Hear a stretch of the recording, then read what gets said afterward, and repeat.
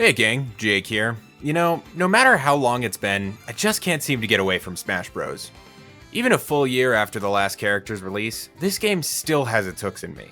I've started going to locals, I'm experimenting with some of the weirder game modes, hell, even the speculation aspect is still in my brain.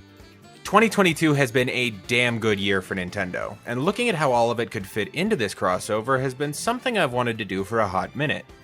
Of course, we're in the in-between of Ultimate and whatever's next for the series, so I'm not expecting anything out of the franchise soon. This video, and some other videos that may come out afterwards, is really more of a thought experiment than anything. How could bringing a new gamer franchise into the fold combine with what makes Smash great to create something really special? That's our main focus for today, and we're starting with one of the best games in Nintendo's recent history, Xenoblade Chronicles 3. We've got a lot to cover today, so let's hop straight into it. So Xenoblade 3, if you didn't know, is the final story in a trilogy starting with Xenoblade Chronicles on the Wii in 2010. Ever since that game, which was initially considered too risky to even release in the States, the franchise has become an increasingly massive part of Nintendo's lineup, with spin-offs and ports and sequels and, eventually, 2 characters in the Smash games. Clearly this franchise is one Sakurai and Nintendo care for deeply, and I'd honestly be shocked if we didn't see it get a new character in whatever's next for the Smash games. That being said, though, which character would we see? Well, the obvious answer is Noah, the game's main protagonist, but thanks to the Echo Fighter system, I think we can go a bit deeper and also include the game's secondary protagonist, Mio. Now, I know some people are thinking about how Mio and Noah's fighting styles are completely different, and that's true, but there's one mechanic from Xenoblade 3 that's crucial to this moveset concept: the class system. Basically, the party members in 3 can change their fighting styles based on the player's choices, and Noah and Mio's first class options are each other's classes, Sword Fighter and Zephyr. I can see 2 methods for adapting this mechanic. A, both characters use one moveset that implements abilities from both classes, or B, both characters can switch between classes Melee Zelda style. For this video, we'll be using the latter. So to summarize, Noah is our main pick, he'll default to Sword Fighter, and he'll be a very all-rounder type of character stats-wise, while Mio will be the Echo, and she'll be smaller, faster, and default to Zephyr. With that out of the way, let's get into the moves. First, let's discuss the attacks for the Sword Fighter class. This style is probably the most standard of the Xenoblade movesets, but it's still got a ton of potential that I think could be really neat to see. For the neutral special, we'll use Ground Beat. The user attempts an overhead slash into the ground that's similar to the first hit of Lightning Buster. It's much stronger though, and fires out a fast-moving blade beam when used on the ground. For the side special, we'll borrow a move from Noah's Ouroboros form, Unison Strike. It'll be a sort of dancing blade type attack, but with way more commitment and horizontal movement, as here the user will move forward between strikes as opposed to staying still in Xenoblade. For the up special, Noah will borrow a staple of the Xenoblade characters in Smash, the Air Slash. I mean, technically Pythra doesn't have it, but Photon Edge might as well be one, and I think it'd be neat if Air Slash was a running thing akin to Fire Emblem characters with counters. We could switch up the animation with how Noah has much more grace than Shulk when using it to keep it separate feeling. Next, we've got the smash attacks. For the side smash, we'll use Edge Thrust. It's another move that might be a little similar to one of Shulk's, but I think you could switch it up by having Noah put more weight into it, which would cause him to travel further. For the down smash, we'll have the user stab the sword into the ground, which has 2 hitboxes: the dust produced, which deals puny damage, and the blade itself, which is much closer to the user but hits like a truck. For the up smash, we'll have an upward slash from in front of the user to behind them. This was initially a reference to Bounding End, but I don't know that fits the set very well. For the Nair, we'll do a relatively slow full body swing that covers all angles. Nothing super complicated, just a handy move to have. For the fair, we'll pull from the animation that plays when Noah and Mio liberate a colony, with a powerful upward slash that's critical for Noah and Mio's offstage presence. For the bear, we'll have the user quickly reverse the grip of the sword and stab backwards. Not a crazy strong option, but still pretty handy to have. For the dare, we'll use Overclock Buster, having the user spin the sword around their body on their way down. However, unlike a certain other character with a similar move, this will be significantly slower in rotation, and on most falls, the user won't even finish a lap. Lastly, the up air is just a good old-fashioned overhead swing. Nothing to really reference, but still a fun pick. For the neutral attack, we'll use the auto combo from the game. It's yet another not super complex move, just a solid 2-hit attack that leaves the user standing in place. For the side tilt, we'll get a little crazy with, you guessed it, a 2-hit sword combo. This one's based on Sword Strike though, and produces a solid chunk of horizontal movement. The down tilt will be a little unconventional, but the user will stomp downwards to catch an opponent's weapon, similar to this cutscene of young Noah, who will probably show up as a semi-clone. It's super specific utility-wise, but I think it demonstrates a skill and desire to avoid a fight that none of the other moves I've pitched really showcase.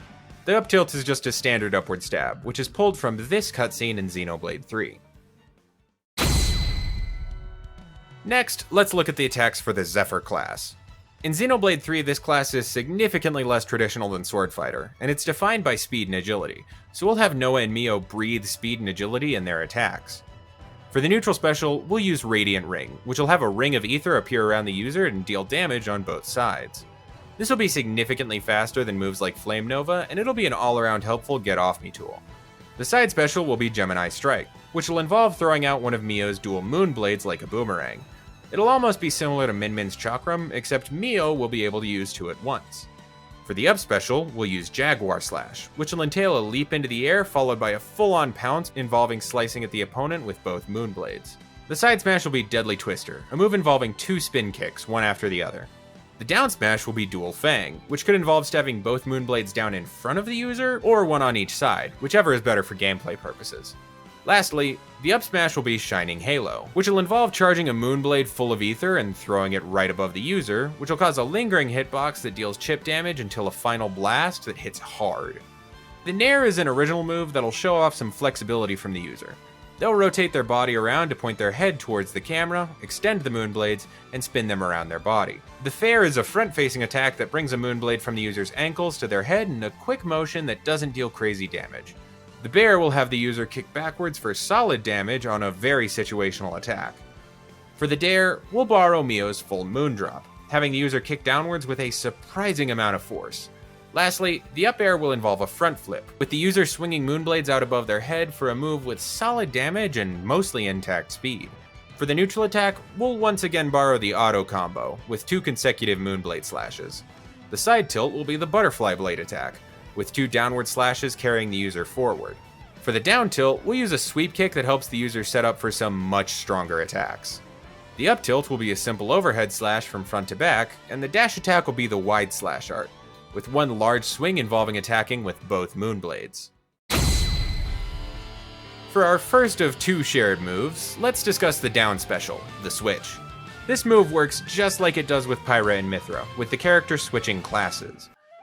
This changes the character's appearance, with both characters taking on the stance and jacket associated with the class they're using. Now let's handle the other move both classes have in common, the grab options. For these, they'll desummon their weapons and grab the opponent with their non-dominant hand. From there, there's really not a ton to pull from, but both characters are established to be willing to just punch people, so I'd like to see some less graceful physicality here. For the last moves these two have, let's cover the ones that are character dependent. For Noah's final smash, he'll use Limits Unbound. We'll open with Mio jumping into the fray, interlinking with Noah, and Noah using a massive slash to trigger the rest of the attack. From there, he'll use one more powerful slash before canceling the interlink and taking a moment to tag team beat down the opponent with help from Mio. Side note, I'm kinda trying to avoid stuff that could be a spoiler with this set, but if there was ever a time to use Lucky 7, it would be during this attack. Finally, they'd re-interlink with Mio taking charge, and she'd build up momentum for one massive final hit. Then we've got Mio's final smash, Death of 1000 Cuts. We'll have Mio interlink with Noah, and dash forward in this weird little ball move from the original game. From here, all the opponents hit by this dash will be clustered together for a very similar beatdown, Lucky 7 included, before one final attack from Noah's Ouroboros form. These will occupy the same kind of a cutscene, kinda not space as Chrom's final smash, and they will be super satisfying to bust out. For the taunts, we'll use the old Xenoblade Smash trend of borrowing memorable lines from the main game. For Noah, we'll have one where he observes Lucky 7 and says, "Upon this sword, I place my strength." One where he takes a battle stance and shouts, "I don't want to do this, but you're in our way." And a slightly less cool option where he draws Mio's flute, glances at it, and shouts, "We'll forge our own way." For Mio's first, she'll take a fighting stance while proclaiming, "Don't mind me, I'm just here to end it." Her second taunt will parallel Noah's with her glancing at his flute and shouting, "Your fate was sealed when you rose against us." And for the final taunt, there's no way I couldn't fit in at least one silly line, so we'll have Neo do a ring trick and proclaim how she could use something a bit meatier. Lastly, this may be a little dark, but for a victory animation, I think it'd be really cool if they both had one where they draw their flutes and play the Offseer melody, seeing off their opponent one last time. We're almost done with Noah and Mio themselves, but there is one more thing I want to discuss: alternate costumes.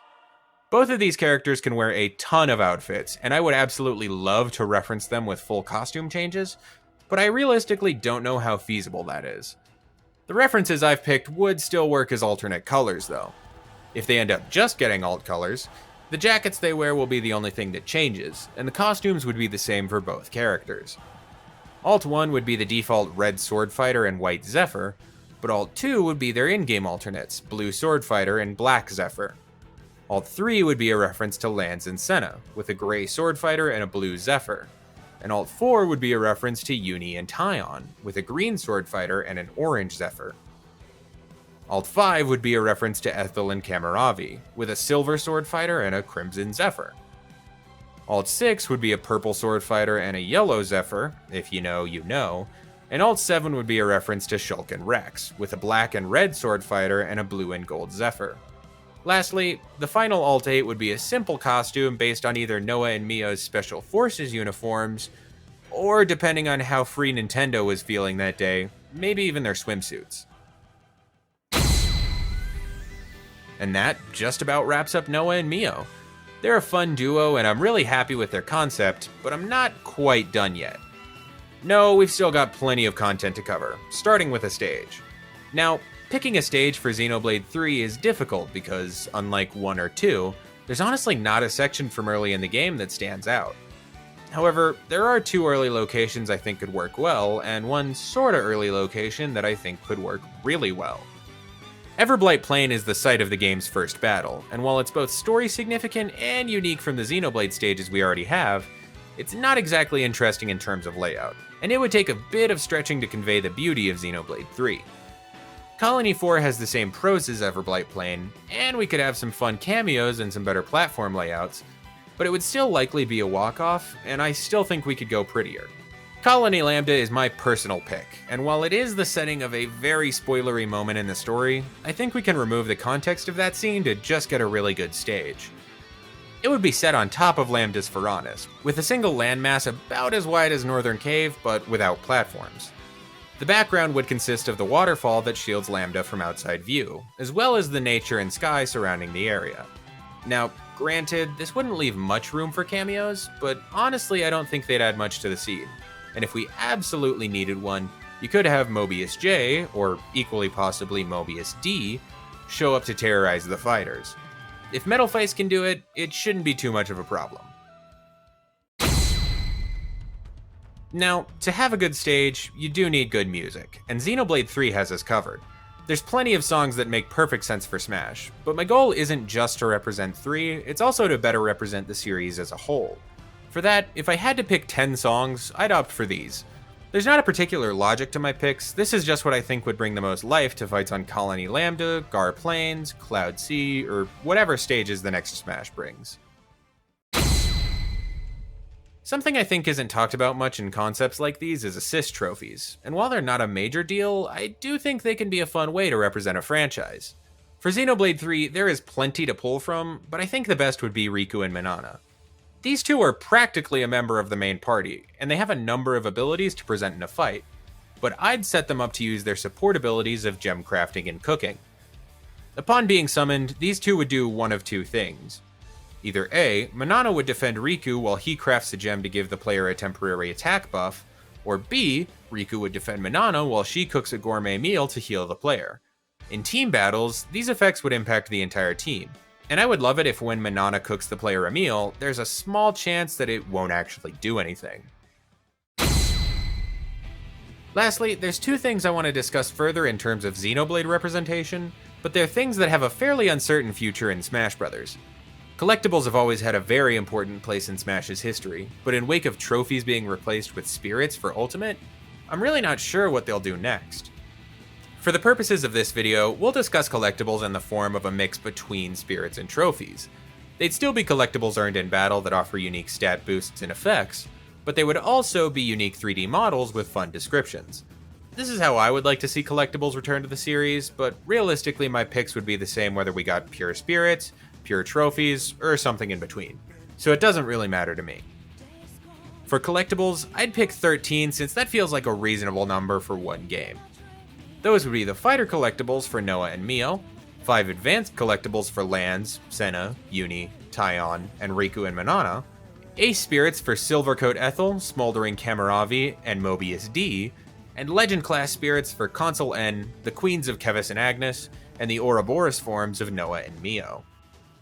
Unique bosses are something Ultimate introduced to the series alongside spirits, and while I think they're much less likely to return, they were a fun addition that it'd be neat to see come back. Xenoblade as a franchise has tons of spectacle-filled battles, and I could see 2 joining the battle in Smash. If we're focusing on referencing Xenoblade 3, I would obviously have to pick Moebius D. He's one of the first serious threats that you face, and has a very significant combo of being story relevant without actually spoiling the game. However, if I had to pick one to represent all of Xenoblade, I'd definitely pick Territorial Rotbart. He's a super iconic boss whose loss in Xenoblade 3 was mourned by fans, and he would be super fun to fight with characters like Donkey Kong or Bowser.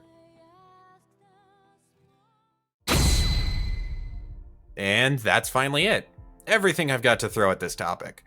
It's always fun to come back to this format and take a look at whatever's got my brain in a chokehold at the time, so I'm glad I got the chance to talk about Xenoblade in this aspect. I want to thank you guys for watching. I know this one's going to be longer, so I appreciate you guys sticking it out. That's about all I've got to say, so I'm going to get to work on our next challenger. I'll see you guys later. Peace out.